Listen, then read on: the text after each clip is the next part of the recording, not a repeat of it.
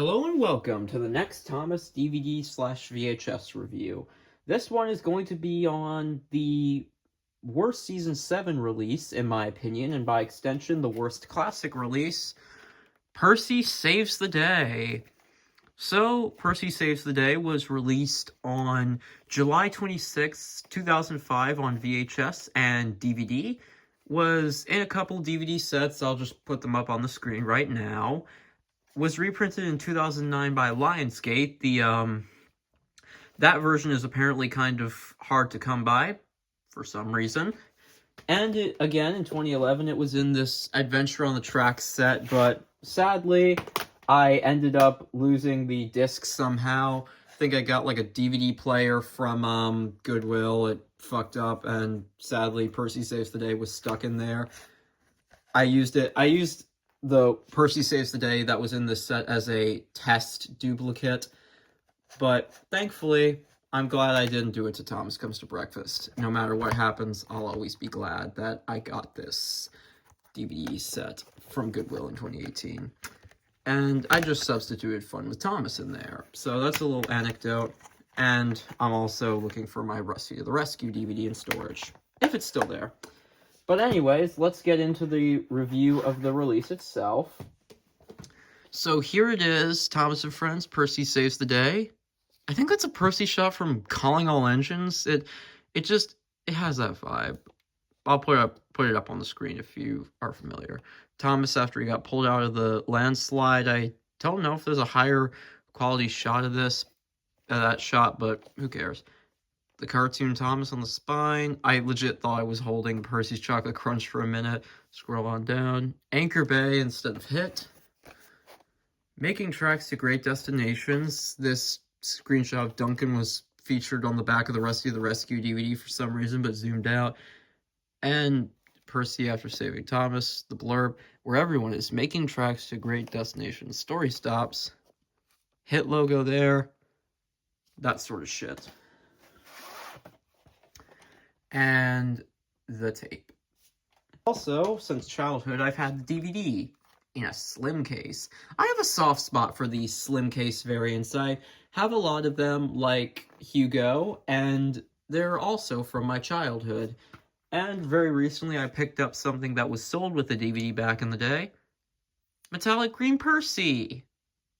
Yay! I've just kind of casually used this in my series, because I can. So it's the exact same, but zoomed out, and you can see it's number 6. And some bonus features.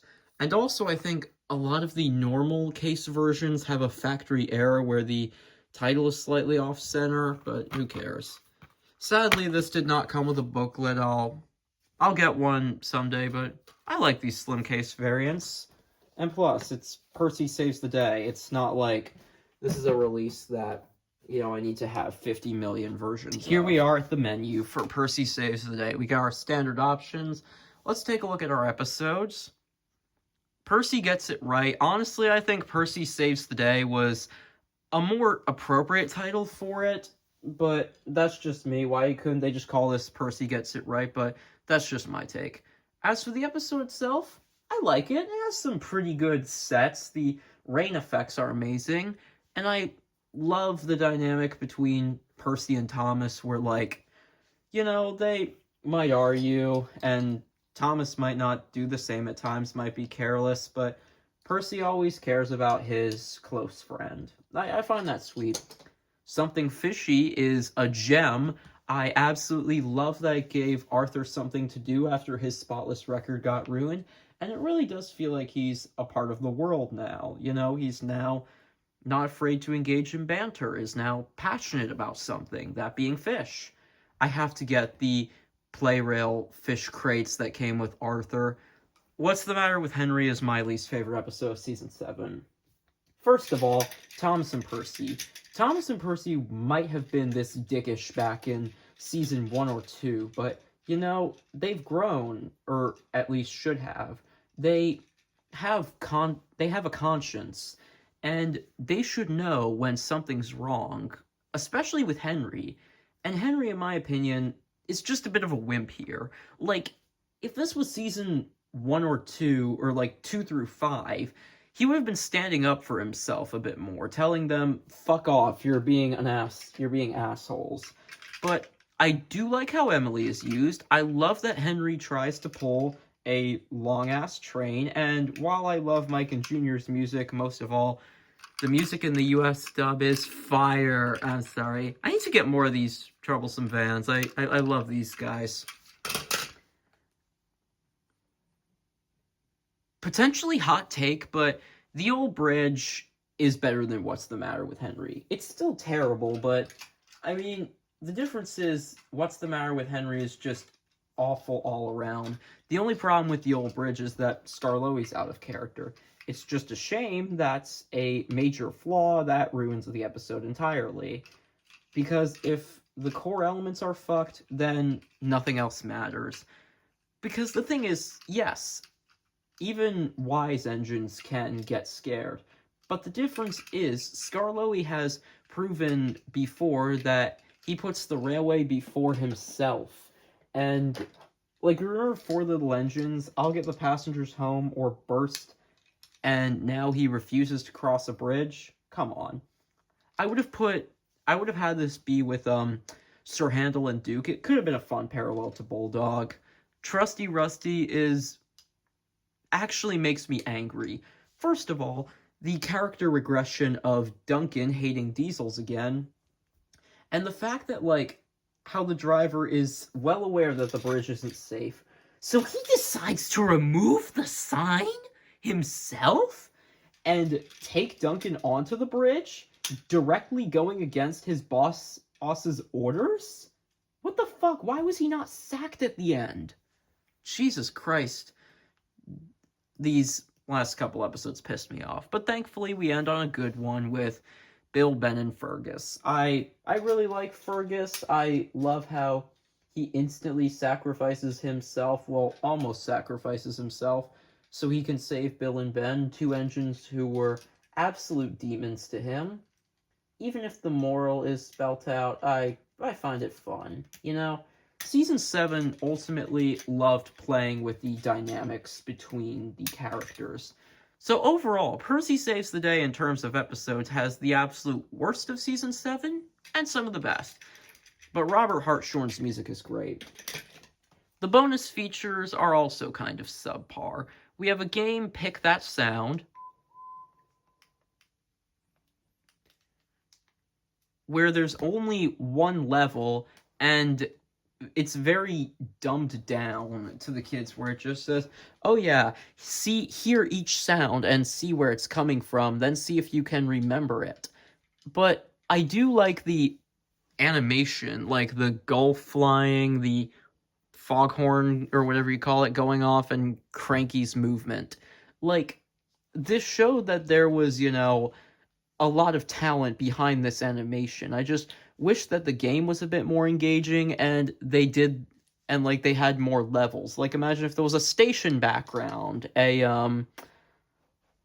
like one at the farm, like something like that, you know, more backgrounds. The character gallery, what is the character gallery? Because I have a feeling it'll be a new one. Ooh, this one looks cool. I mean, I think a lot of people say this was on 10 Years of Thomas, and funnily enough, that came out less than a month after this, but yeah. So you pick a character. I'll choose Percy. Percy is the junior member of the principal team of engines. He is a happy little chap who's normally quite happy puffing around the yard, and is always keen to oblige, a fact of which the other engines are apt to take advantage.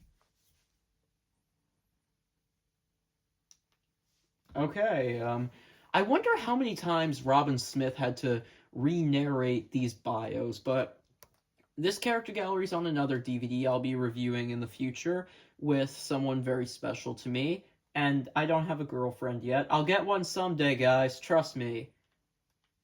And yeah, I find it weird how how this character gallery shows off the secondaries first, and then most of the mains on this page. It's a good character gallery, though. I love this, background. What's computer fun like? Because I have a feeling this will be more worthwhile than the games. Weird that Harold wasn't in the gallery. Computer fun where you can access web fun for games on the internet or play. Am I the only one who doesn't understand the web fun option? Like, I'll just give you a reminder of what it is. You just put your disk into a computer, and it'll let you access the site. Like, you can just look up the site. Like, maybe if, like, it would give you a code to, like, get something exclusive or, like, print out a free sheet. I don't know. But, yeah, this computer fun was still cool. I can imagine kids back in the day having fun with this. So, 2 DVD-ROM games. I think these can't be accessed anymore because Adobe Flash is dead, but someone on the Internet Archive preserved these games, and they're like the old Flash games that were on the Thomas website back in the day. So, counting fun. Yeah, that's cool. Percy's Maze Adventure. Yeah, let's go back to the menu. So, very subpar bonus content, but the song is not subpar. This is amazing. There once was an engine who ran away is great. I love the love that it's Junior Campbell singing, or Mike O'Donnell singing. I can't remember which one. I'll put a note up on the screen. And the beat is catchy, the footage is spectacular. It's just kind of a gem, very singable. The read-along story is Thomas Percy and the Dragon. I vividly remember this being on the Thomas Percy and the Dragon DVD. Very clever. And I don't have much to say about this. It was cool. I just imagined that making the Dragon DVD. It was like, oh yeah, we adapted this story for the Percy Saves the Day release, so we're gonna recycle it. Product gallery. It's just that Thomas on the thing. It was on this gallery was on Hooray for Thomas because like the trailer didn't play at the start. The trailer plays at the start here, so what was the point? I give Percy Saves the Day a 6 out of 10. I mean, it features the absolute worst episodes of season 7, but some of the best ones. The song is amazing, even if the bonus features are kind of subpar. But there's a charm about this release that, I can't, ignore it. There's something to it. I can't hate it. And plus, Hartshorne's music is great. So, do I recommend Percy Saves the Day? I suppose. Yeah. But anyways, make sure you like this video, subscribe if you enjoy the content I make, and I'll see you guys in the next one. And please help me get to 1,000 subscribers. Bye!